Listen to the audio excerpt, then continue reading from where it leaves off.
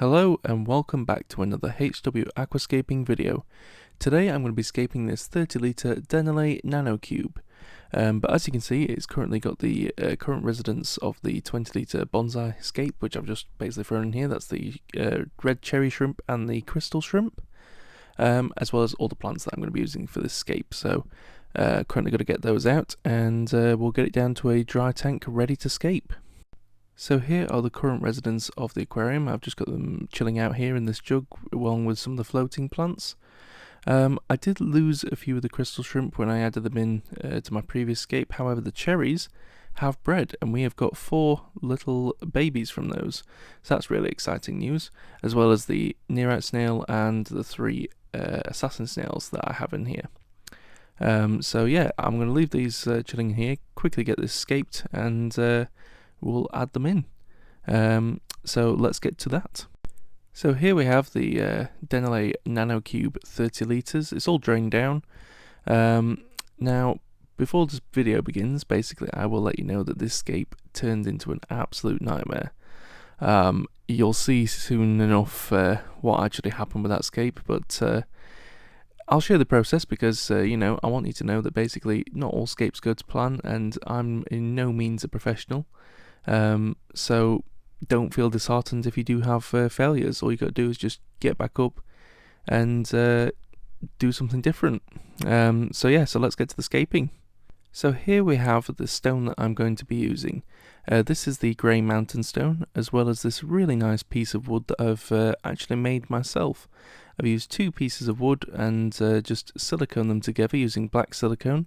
Maybe a little bit too much, but I actually didn't put enough on the first time and it fell apart as soon as I picked it up. So I'm thinking that this look really nice when I get it in. As you can see, that's a comparison to my hand. But yeah, I'm hoping it'll look really nice when it all comes together.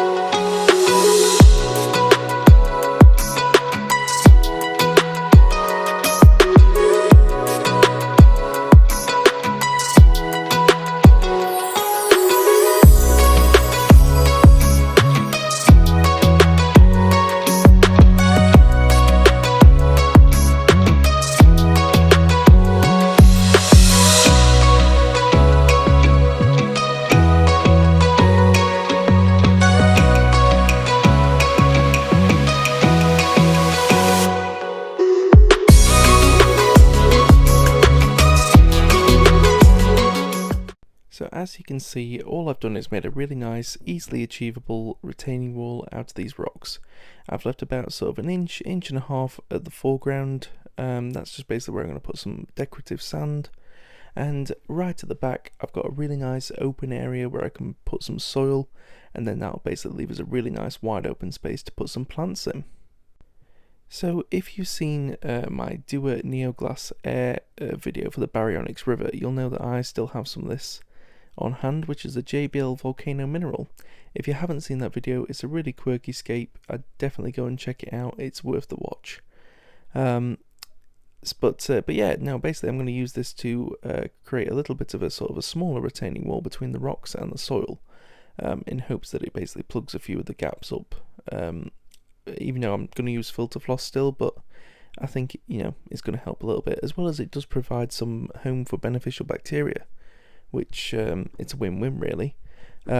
I mean, I'm not entirely sure if the product is 100% effective, or if it's even worth using, but if you want to check that out, I will definitely put regular updates on my Instagram as well as YouTube, so if you want to know the results, I'll let you know if it's worth spending your cash on. And next we'll move on to the soil side of it. So regular viewers will know the soil that I use is the JBL shrimp soil, but if you're new to the channel, the reason I use this in a low-tech setup is basically because the soil leaches less nutrients in the beginning phases of escape. Now in high-tech setup, it's not necessarily that much of a bad thing because you'll have CO2, high lighting, so your plants will generally start growing from day one really. And they'll grow quite quickly because of the CO2 and the fertilizers that you put in there. In a low-tech setup, because they generally grow a lot slower, and you'll have a lot slower growing plants such as bucephalandras, java ferns, anubias, bulbitis, things like that, algae can generally get on them straight away, and if you have a lot of nutrients in there, the algae will take over and it's going to create a nightmare for you to get rid of. So with this leaching less nutrients, you can basically get that sort of downside. You do regular water changes, but you'll not have as much of a problem with the algae as you would if you're using the ProScape soil, I believe it is, for the high-tech setups. But that is literally the only difference. I don't really know if it does anything much more for the shrimps, but I've been told that there's not really much difference in them. So as you can see, I've got a really nice area in the back for planting. It's really vast, and I can definitely get a lot of plants in here. I probably used about a 3 litres bag worth of soil, which is about sort of 13 quid, or should I say 13 English pounds, if I want to sound less northern. But I have seen it cheaper online and in other shops before, but I was just at my local aquarium shop, so I thought I'd get some. But I'm actually using a 9 litre bag. It's just because it works out cheaper for me to do that way. Next we're moving on to the sand. Now the bit in the clip before that, just with the little time lapse you saw me doing, that was when I was actually putting the filter floss in, and I basically put it in then, which you might think is a bit strange to put it in after you put the soil in, but I just wanted to see if the JBL volcano mineral would actually hold the soil, which it was doing, but I did see a few gaps where it was sort of potentially could leach through as the water gets put in. But yeah, with the sand, I'm using the riverbed sand from Mainnet Aquatics. It's the same sand that I used in the Escape as well. Reason I'm using it is because I didn't want to use the same orangey brown sands that I had in the previous scape for the shrimp, as well as I didn't want to use the white sands that I have in the freshwater reef aquarium, which is actually bang opposite this scape. So I wanted them to be completely different, so when you're looking at either one, you definitely can tell the difference between them. But yeah, no, I do really like this sand. It is quite a coarse sand, but it's definitely a lot different to the previous sand, which I do quite like. And even though it appears quite yellow under my camera, once the water's in and you've got the aquarium light on it, it's actually quite sort of a very light coloured sand. It's not really yellow in colour at all. It's more sort of a light sandy brown really, but I do really quite like it, and it provides a really nice contrast between the rocks, and especially when the plants are in, like that greenery from the plants in contrast with the sand, it does look like a really nice sort of sandy beach really. So we're next on to the final piece of hardscape, which is the big piece of wood that I've got, or I should probably say at this point, because I know what's going to happen, complete nightmare that is about to loom over this scape. I'll tell you in a second what the problem actually is with the hardscape. Don't worry, I didn't break it. But basically I've had these two pieces of wood sat in the aquarium whilst it was filled with water, just to make sure they sank properly, basically, because the big piece, although it was a little bit buoyant, because it was quite heavy, it did actually sort of like be able to weigh itself down under the water, so it more or less sank straight away. The smaller piece, however, did float for about 8 days, I think it was, before it started sort of sinking enough that it just pulled itself under the water. So I had them in the tank for about 2 weeks, and then I siliconed them in overnight, and because obviously the big piece is heavy, it held it all down. Tested it all before I made the scape. Brilliant. The problem is that once I put the soil and the rocks and the sand in, if you could probably see now, I can't actually open that Awazi filter, which isn't great for a fish tank if I can't do filter maintenance. So I was racking my brains as to what to do. I was really disheartened, but there's nothing wrong with admitting failure, and that's what's happened really. You know, I failed, didn't take into account the size of this piece of wood, so I thought, what should I do? Now, this is where the tip that I always say is Hardscape comes into effect really.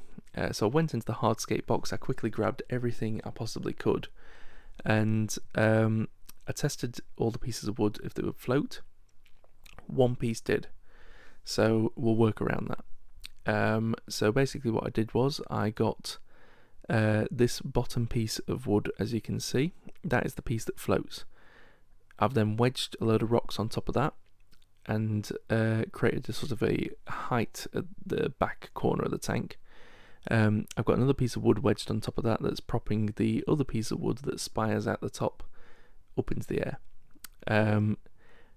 Now I have tested this, it does hold under the soil, so the piece of wood that does float doesn't float now, and eventually it just become waterlogged and it won't float ever. But you know, as I can say, that you know, there's nothing wrong with admitting failure. My previous scape failed, this one hasn't, and I'm really happy with how it finally turned out. You know, I was racking my brains a bit and pulling my hair out at the end, thinking, oh no, what am I going to do? But you know, you bounce back, you get on with it, and I'm happy with the end product. So yeah, so this is where we come to the end of the video really.